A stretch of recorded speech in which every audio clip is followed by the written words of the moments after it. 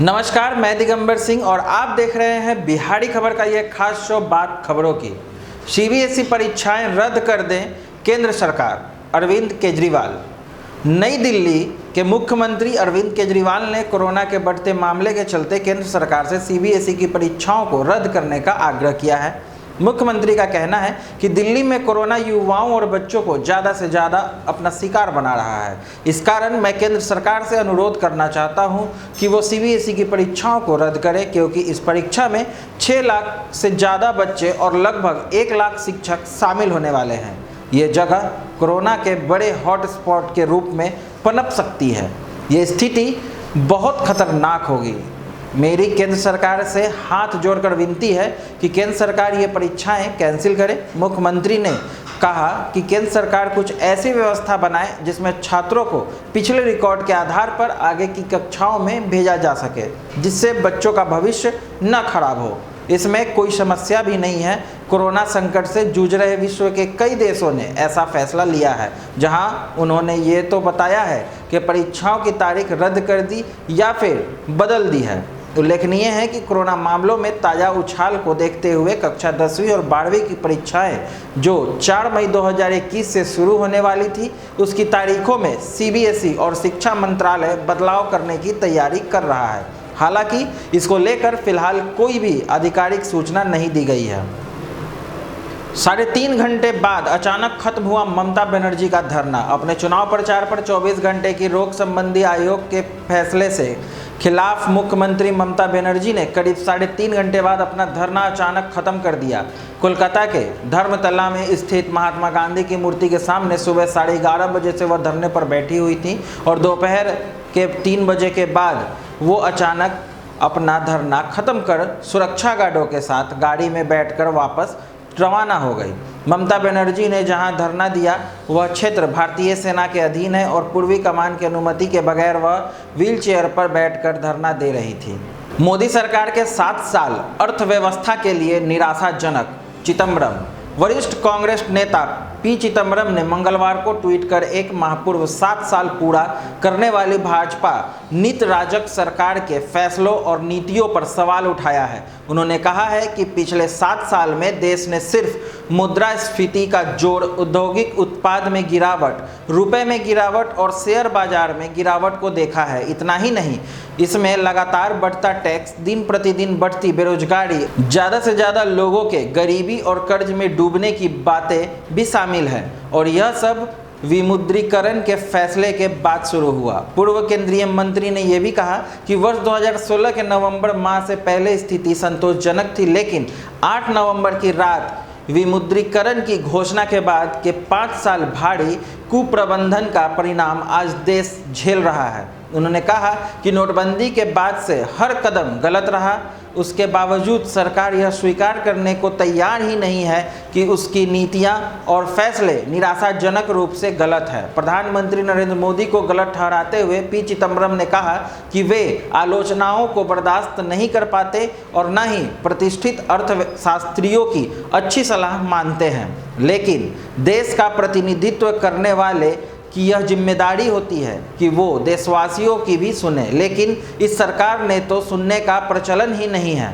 अपने इस ट्वीट के साथ कांग्रेस नेता ने तमिल कवि और संत तिरुवल्लुवर द्वारा रचित तमिल भाषा के धर्म नीति शास्त्र ग्रंथ कुड़ल की एक पंक्ति भी साझा की है, जिसमें लिखा है कि राजा पुरुषों की रक्षा के बिना जो उसे फटकार देगा नष्ट हो जाएगा, हालांकि उसे नष्ट करने के लिए कोई नहीं आएगा। बंगाल में लगातार बढ़ रहा कोरोना, सरकारी अस्पतालों में बेड बढ़ाने का निर्देश पूरे देश के साथ पश्चिम बंगाल में भी कोविड-19 महामारी तेजी से पांव पसारती जा रही है। बिगड़ते हालात को देखते हुए राज्य स्वास्थ्य विभाग ने राज्य के सरकारी अस्पतालों में 1824 बेड बढ़ाने का निर्देश दिए हैं।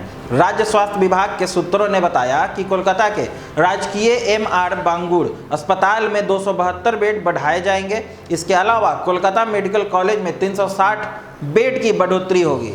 बेलियाघाटा आईडी अस्पताल में 150 बेड बढ़ाए जाएंगे, जबकि चितरंजन नेशनल कैंसर अस्पताल में 275 बेड की बढ़ोतरी होगी। उल्लेखनीय है कि पश्चिम बंगाल में तेजी से कोविड-19 महामारी फैलती जा रही है। पिछले 24 घंटे में 4500 से अधिक लोग इस महामारी की चपेट में आए हैं, जो शुरुआती आंकड़ों के करीब है। जनवरी फरवरी के बीच जब कोविड-19 मरीजों की संख्या में तेजी से कमी हो रही थी और एक्टिव मरीजों की संख्या घटकर महज 3000 रह गई थी, तब अधिकतर अस्पतालों में कोविड बेड को खत्म कर दिया गया था। लेकिन अब फिर से तेजी से महामारी बढ़ने लगी है, तो एक बार फिर राज्य सरकार ने सतर्कता बरतनी शुरू कर दी है। भोजपुर में मॉब लिंचिंग, बुजुर्ग की हत्या करने वाले विक्षिप्त को उग्र भीड़ ने जिंदा जलाया।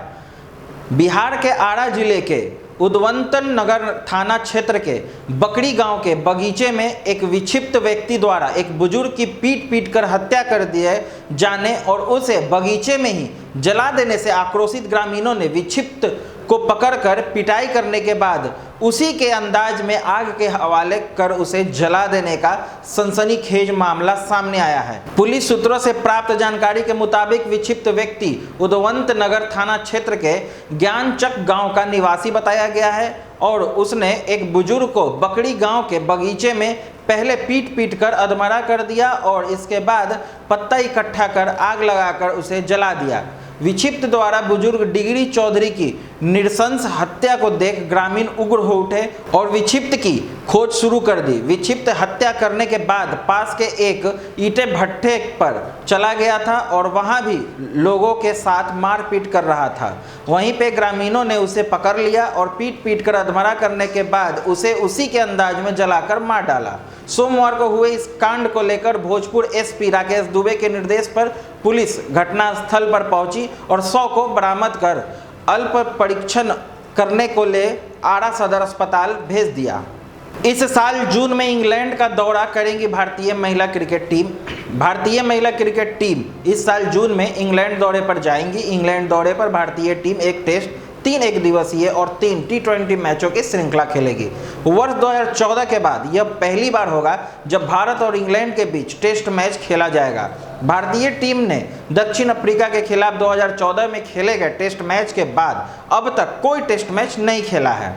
भारतीय टीम इंग्लैंड दौरे की शुरुआत टेस्ट मैच से करेगी, जो 16 से 19 जून तक ब्रिस्टल में खेला जाएगा। इसके बाद 27 जून को पहला एक दिवसीय, 30 जून को दूसरा और 3 जुलाई को तीसरा एक दिवसीय मैच खेला जाएगा। एक दिनी श्रृंखला के बाद दोनों टीमों के बीच 9 से 15 जुलाई तक 3 मैचों की T20 श्रृंखला खेली जाएगी। England and Wales cricket board के मुख्य कार्यकारी अधिकारी ने कहा कि हम आने वाले श्रृंखला के लिए उत्साहित हैं और भारत की मेजबानी करने को बेताब हैं।